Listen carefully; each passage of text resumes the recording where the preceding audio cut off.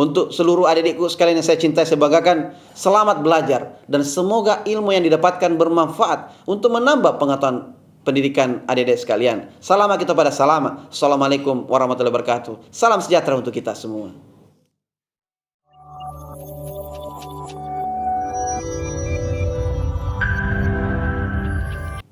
Assalamualaikum warahmatullahi wabarakatuh. Hi, smart student. How's life today? Hopefully, it's wonderful and happy. You're watching Smart School program in English class for 12th grade with me, Haryanti Tamrin. Salam Smart School, generasi smart, berkarakter, cerdas ki.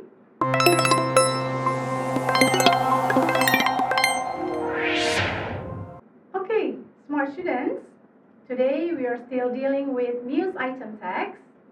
You have been watched the lessons about news item text through live streaming or delay streaming, which were presented by my fellow teachers from Smart School.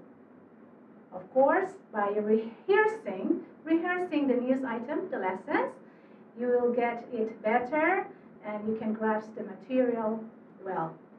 Okay, now let's first have research to rehearse the materials. Where can you find a news item text? Sometimes we can find it from lots of sources. You can get from TV programs such as TV One, CNN, iNews, or Kompas TV. Also, if you want to get the printed material, you can get it from bookstore, newspaper hooker, newspaper magazine vendors, and also library if you don't want to buy the newspaper or the magazine.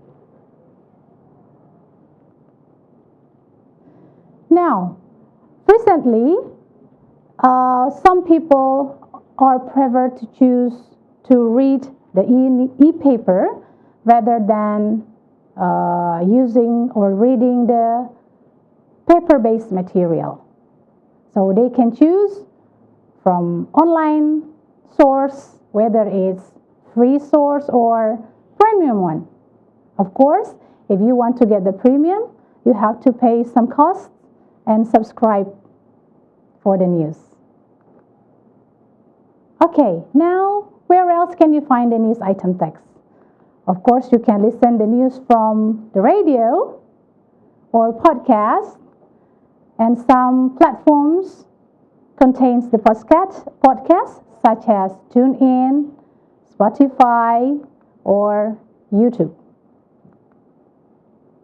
Now for our today's objectives of the lessons are, after this session, we will be able to analyze the organization of structure of news item text and also find information in news item text. Setelah pembelajaran ini, kita diharapkan mampu untuk menganalisa organisasi atau struktur-struktur dari teks news item dan juga kita mampu menemukan informasi dari teks news item. Now let's have a look to the definition. Let's rehearse it again. The news item's definition, that news item is a text that informs the readers about newsworthy or important events of the day.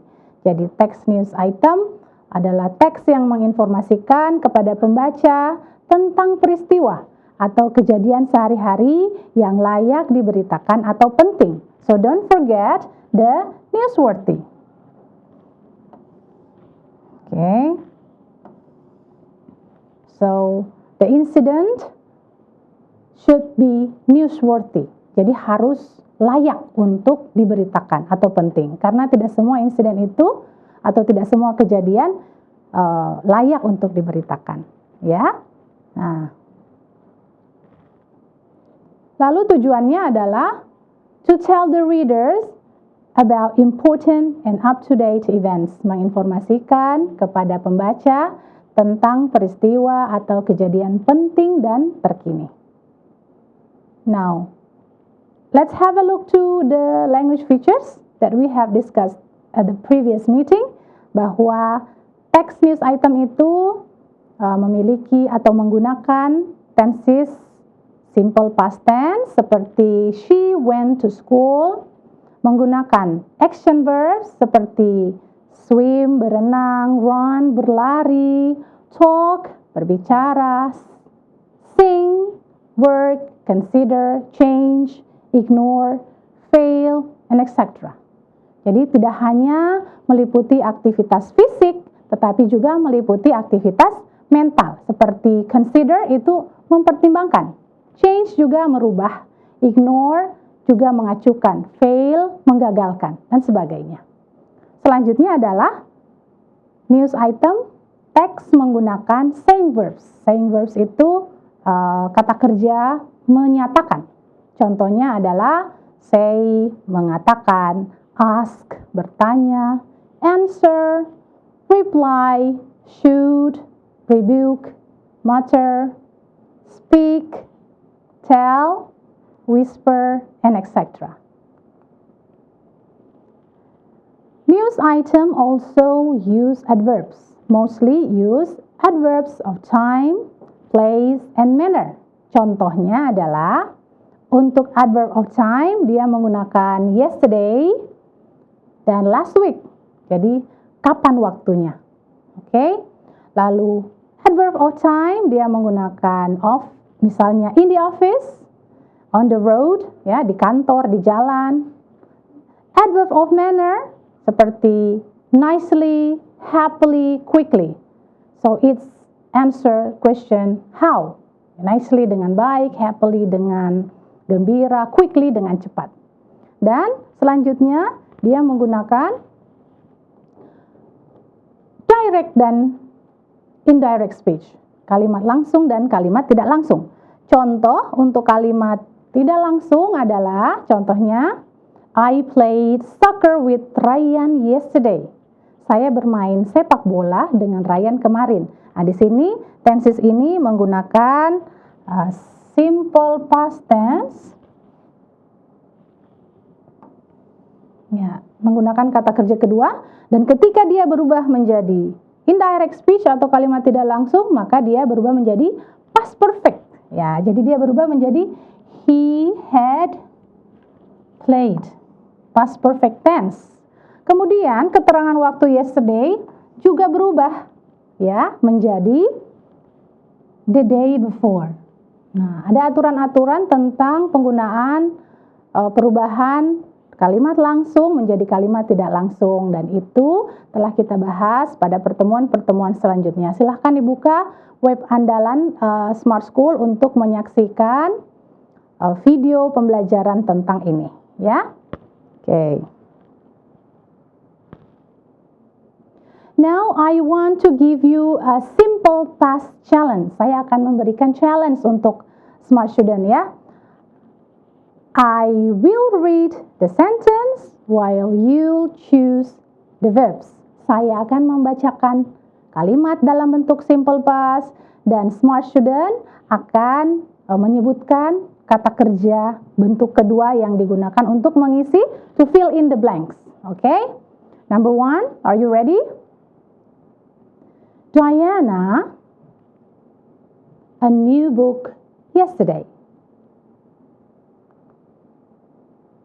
Bought, number 1, or bought? Which one? Yes, the answer is bought. Diana bought a new book yesterday. Next.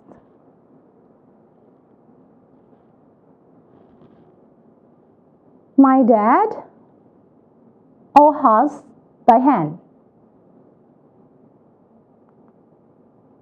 built or built? Ya, jawabannya adalah built. My dad built our house by hand. Next. I can't believe she, him. Forgave, forgived. Yes, I can't believe she forgave him. This is the answer. Next.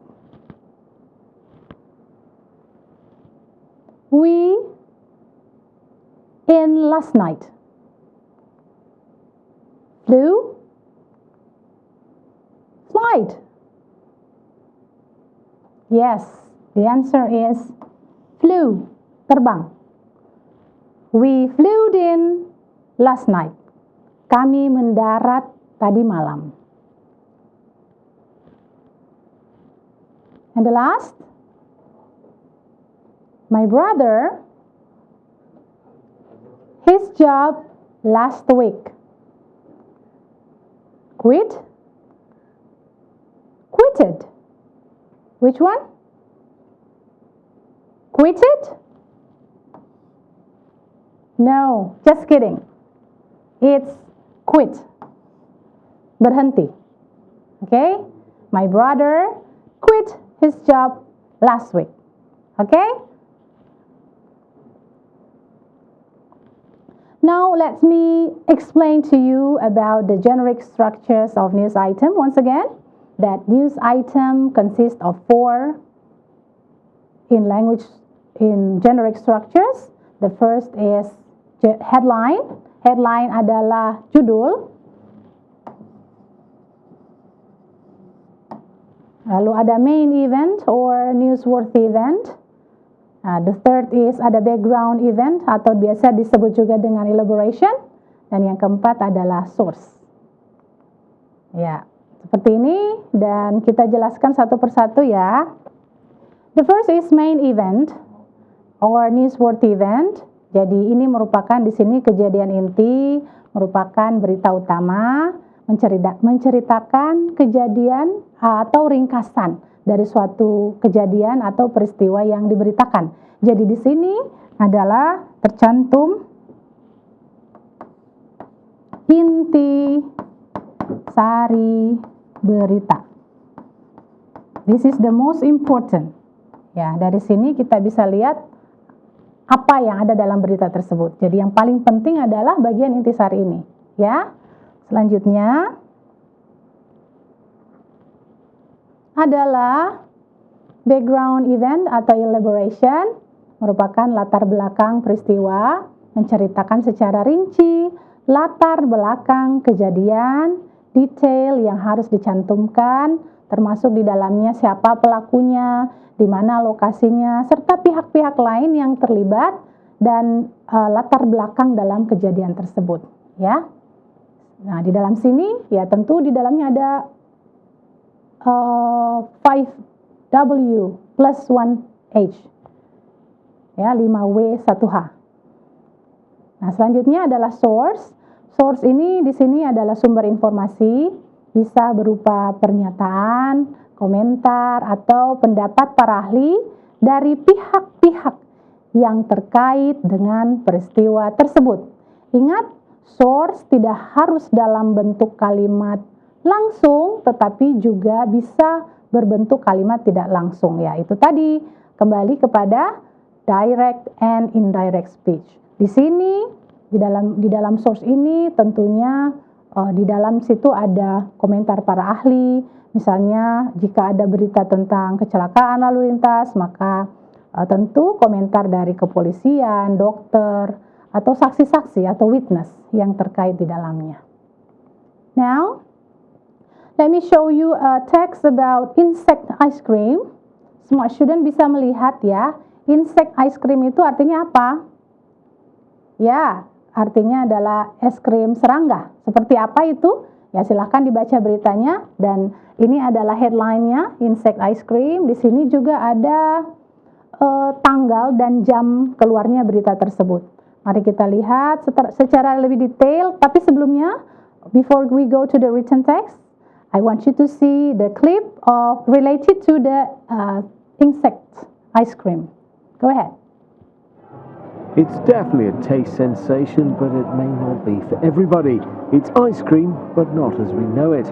Food technicians have turned this into this. Yes, those are maggots, and yes, that is ice cream. But at least it's good for the environment. Leah Besser from South Africa's Gourmet Grub. So the insects we're using are really, really great because they're recycling what would typically be given to pig food or to waste. We're using them on a grain byproduct. So they have that potential to sort of reduce what would be considered a waste stream and convert it into a high quality protein and fats. Leah mixes up the maggot juice. Then they add in ingredients like cocoa and honey before they pop the larva into the ice cream making machine and whisk it all together.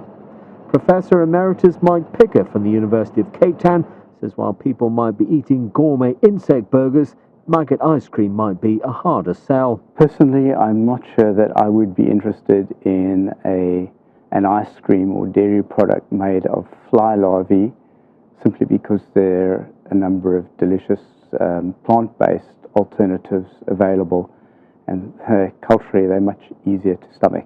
Well, that's the experts. Now, what do the public think? It tastes organic, basically like how you'd expect like a vegan ice cream maybe to taste. So it's nothing too unusual for sure. It tastes pretty good. Tastes like ice cream should taste. A little bit more earthy, a bit more organic taste. But yeah, I'm pretty happy. It tastes like ice cream to me. And don't think you're safe if you live outside South Africa. Gourmet Grub's Thomas Bartleman admits they have global plans. At the moment, we're here at Old Biscuit Mill in Cape Town, and we're opening up our first retail store very soon. And then the next step after that is Johannesburg, and soon after that, hopefully Europe and the United States. Soon you could be eating maggot ice cream with a clear conscience, knowing that you are helping save the planet. Just don't think about it too much. Well. Are you there to try the ice cream from insects? Apakah kamu berani mencobanya es krim itu yang terbuat dari serangga? Well, I don't. Okay, now kita latihan dulu ya tentang vocabulary dari teks ice cream, insect ice cream ini. Ya, let's first have a look to the first word, maggot, ya, and then gourmet.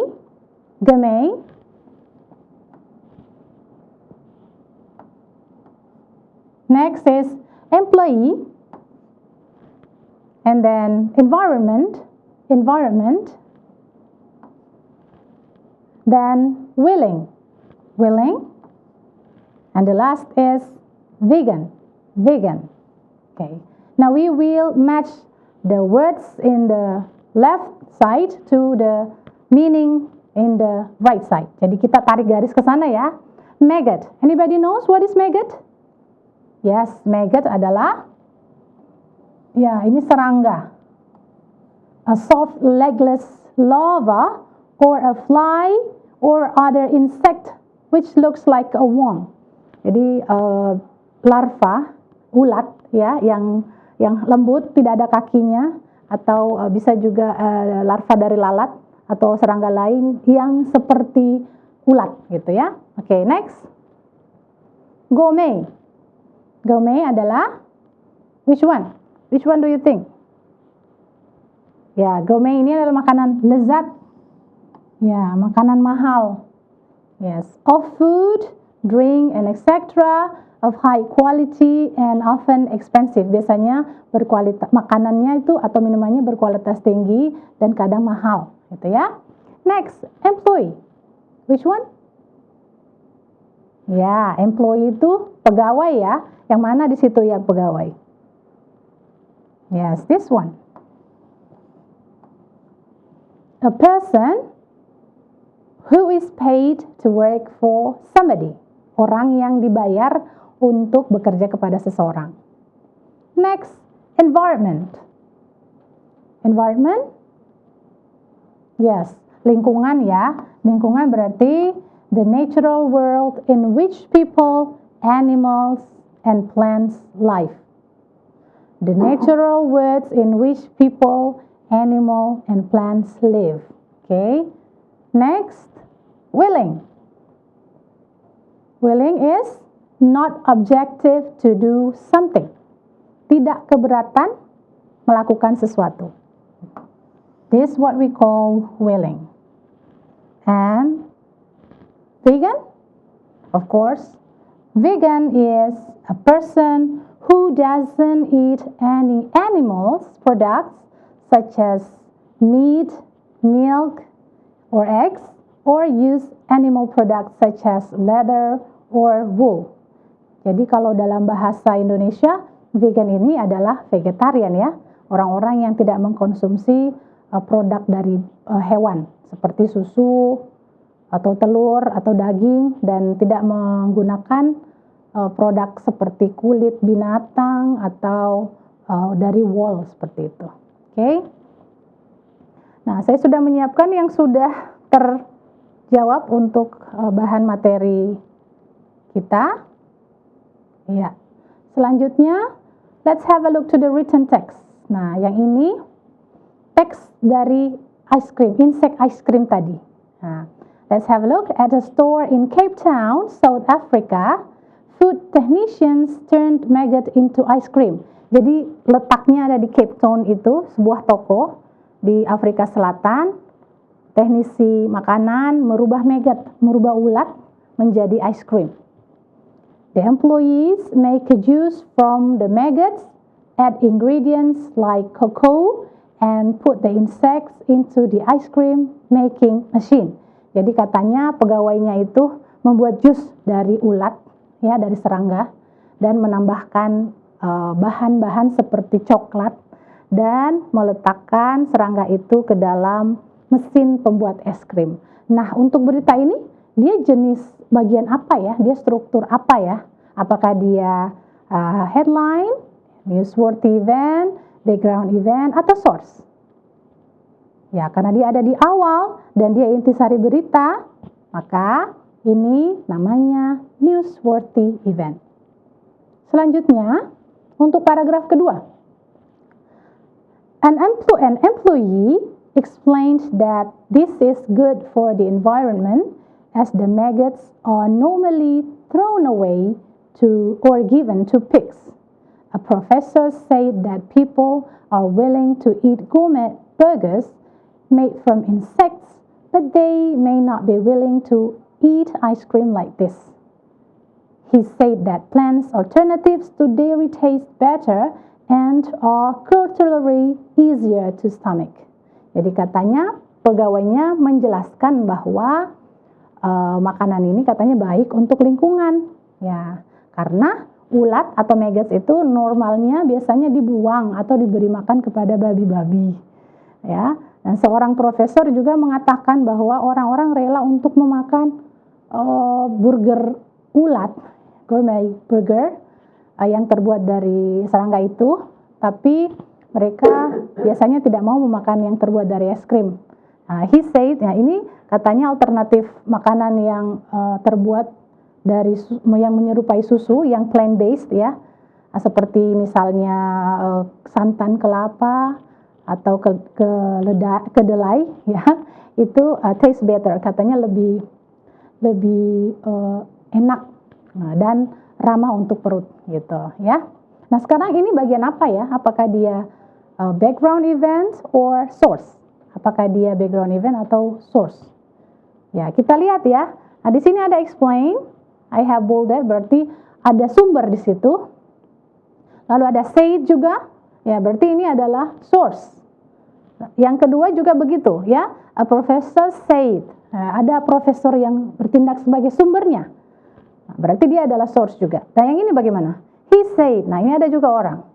He said, profesor mengatakan bahwa, berarti dia juga adalah source. Iya, berarti source itu tidak harus di akhir ya. Betul sekali, source tidak harus di akhir. Source ini buktinya ada di paragraf kedua. Dia jadi backgroundnya itu juga bertindak sebagai source. Ya, background source adalah satu bagian yang tidak bisa dipisahkan. Ya. Nah, selanjutnya kita pindah ke paragraf ketiga. People who tried the ice cream said that it tasted like organic or vegan ice cream. The store wants to spread from South Africa to other parts of Africa, Europe, and then the United States. orang-orang yang mencoba es krim itu mengatakan bahwa rasa es krimnya seperti es krim organik atau es krim vegetarian, ya. Dan tokonya itu ingin memperlebar usahanya dari Afrika Selatan sampai ke bagian lain dari Afrika, Eropa, dan juga sampai ke Amerika Serikat. Oke, nah sekarang kita lihat apakah ini background? Ada shade di sana, ini ada ya. Ya, ada shade. Berarti ini juga source. This is also source. Orang yang mencoba es krim mengatakan, berarti dia juga source. Nah, ini source. Nah, selanjutnya, kalau yang ini, nah berarti ini adalah toko ingin memperlebar. Nah, ini penjelasannya, berarti dia adalah background. Nah, oke.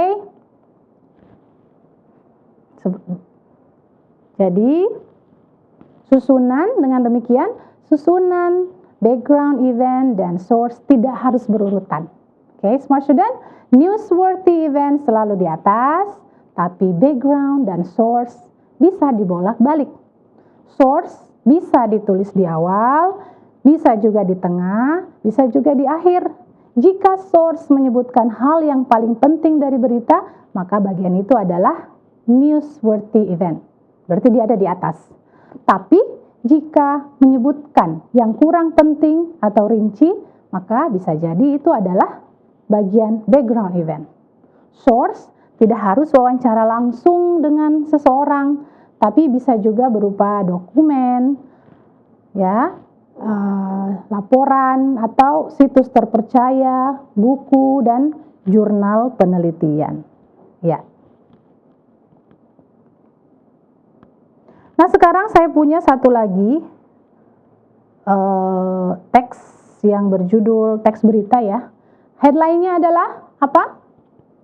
A boy dies after a TikTok challenge. Seorang anak laki-laki meninggal karena tantangan TikTok. Dan ini I have explained about this text through the Smart School video. You can open your delay streaming tentang Smart School news item bagian pertama. Teks ini ada di dalamnya. Nah, di sini ada headline-nya, lalu ada tanggal dan juga ada jam dikeluarkannya berita ini. Kita latihan soal tentang teks ini ya, smart student. Alright. Now this is the text. I separated it into 3 main event, newsworthy event. Bagian ini paragraf pertama dan di sana ada glossariesnya. Ya. Lalu bagian kedua adalah background event atau elaboration. Di sana juga ada glossaries untuk teks ini. And also the source. Yeah. Now let's have a look to the first question. We answer it together, okay? What is the writer's intention in writing the passage? A. Support Archie Battersby's family. B. Propose legal efforts for the boy's life supports. C.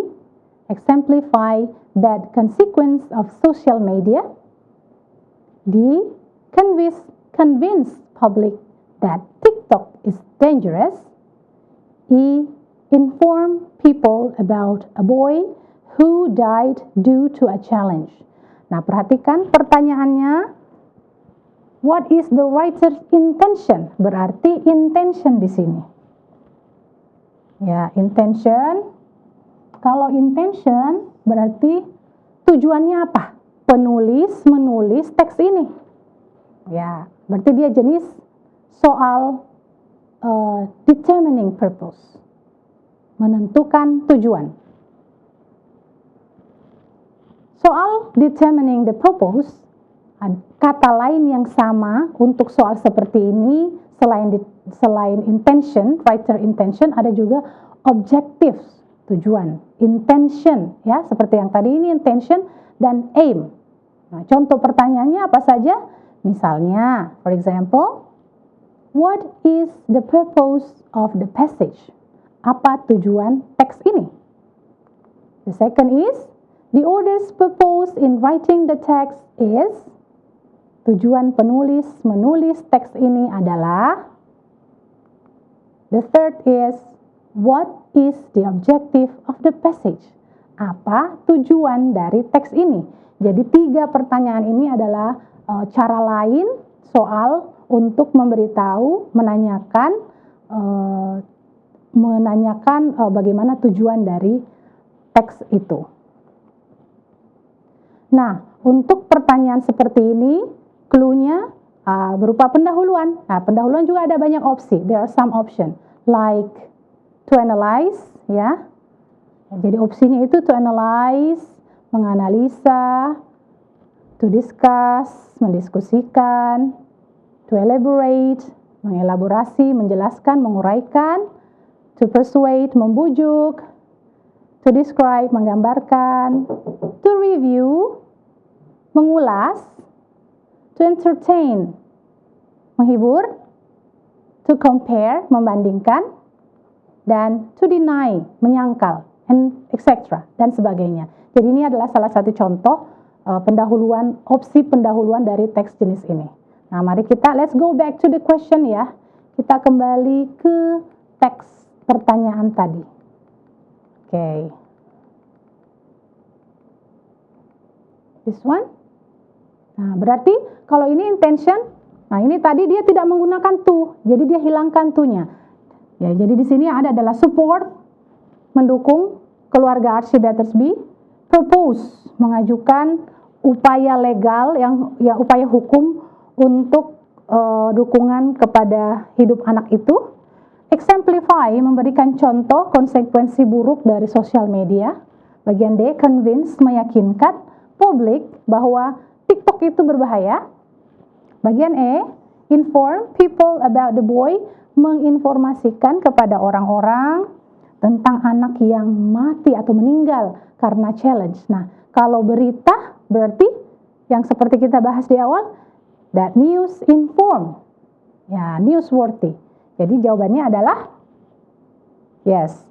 The answer is inform people about a boy who died due to a challenge. That's the answer.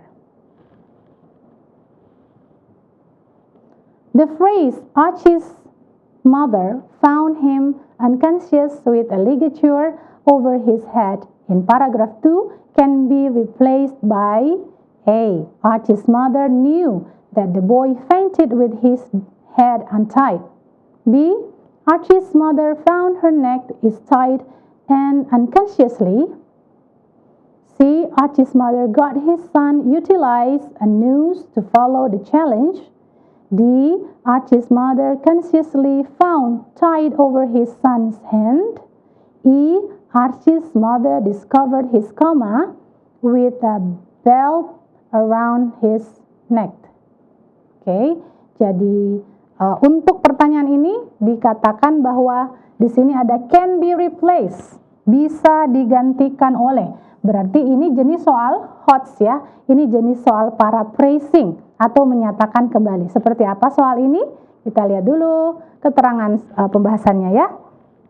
Now, restatement, jenis soal restatement atau paraphrasing ya, menyatakan kembali inti informasi dalam sebuah kalimat atau paragraf atau teks dengan menggunakan struktur kalimat, pilihan kata, dan frasa yang berbeda dengan informasi aslinya.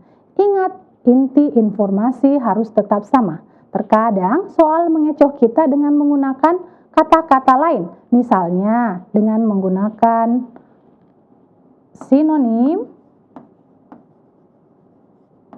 atau antonim. Ya, terkadang juga soal menggunakan kalimat pasif, passive voice. Jadi,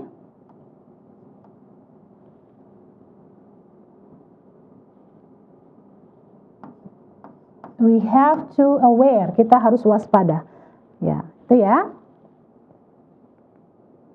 Nah, restatement, contoh pertanyaannya misalnya another way of saying bla bla bla is bla bla bla. Ya, cara lain menyatakan ini adalah ini gitu. Selanjutnya, Which of the following best restate? Yang mana pilihan berikut ini yang paling cocok untuk menyatakan kembali? Restate. Nah, restating ya.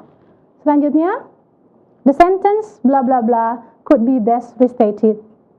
Nah, kalimat ini bla bla bla, titik-titik could be best restated. Paling cocok digantikan dengan apa?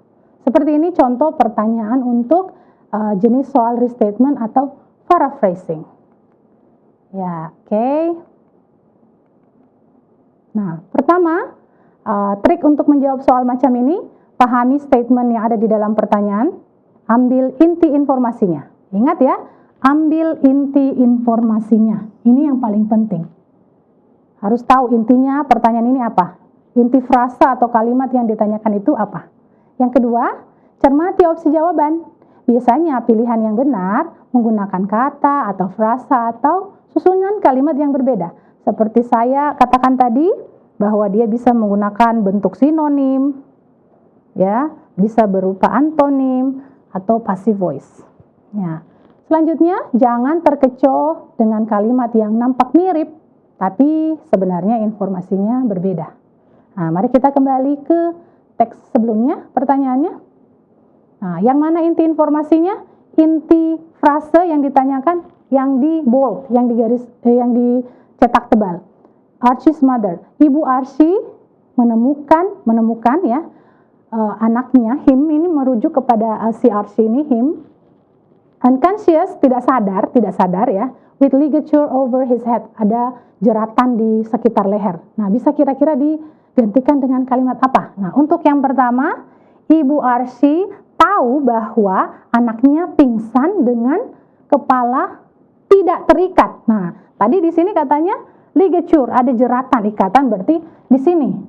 Di sini ya, berarti ini bukan jawabannya karena katanya di situ untied, tidak terikat. Selanjutnya bagian B. Ibu Archie menemukan her neck is tied. Nah, her di sini merujuk kepada siapa? Ya, pasti her itu perempuan, sedangkan Archie ini adalah laki-laki. Ya, berarti ini juga bukan jawabannya. Ya, unconsciously, tidak sadar. Ya. Selanjutnya bagian ketiga. Ibu Archie mendapatkan anaknya menggunakan simpul untuk mengikuti challenge, tantangan itu. Ya, bukan itu jawabannya. Ya.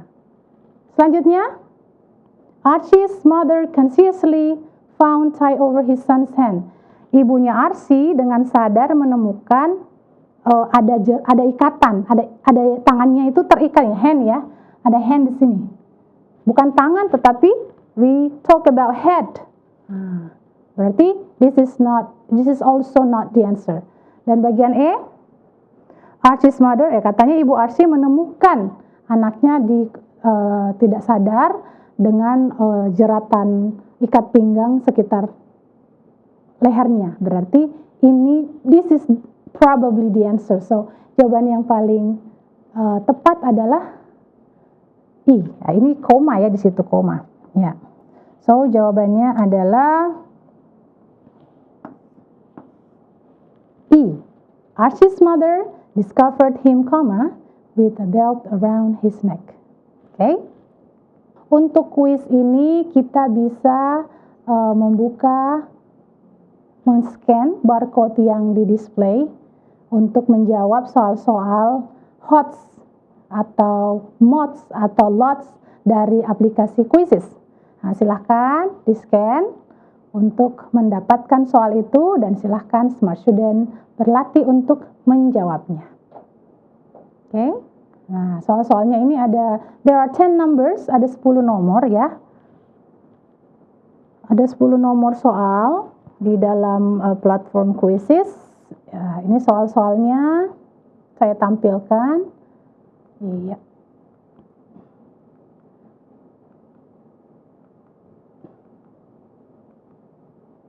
You can see some of them are in HOTS. Iya. Nah, ini dia. Oke, sekali lagi silakan di-scan. Okay, now I think that's all for today's English lesson. Hopefully you understand Thank you for joining Smart School. I'll see you next time. Wabillahi taufiq wal hidayah. Wassalamualaikum warahmatullahi wabarakatuh. Bye-bye.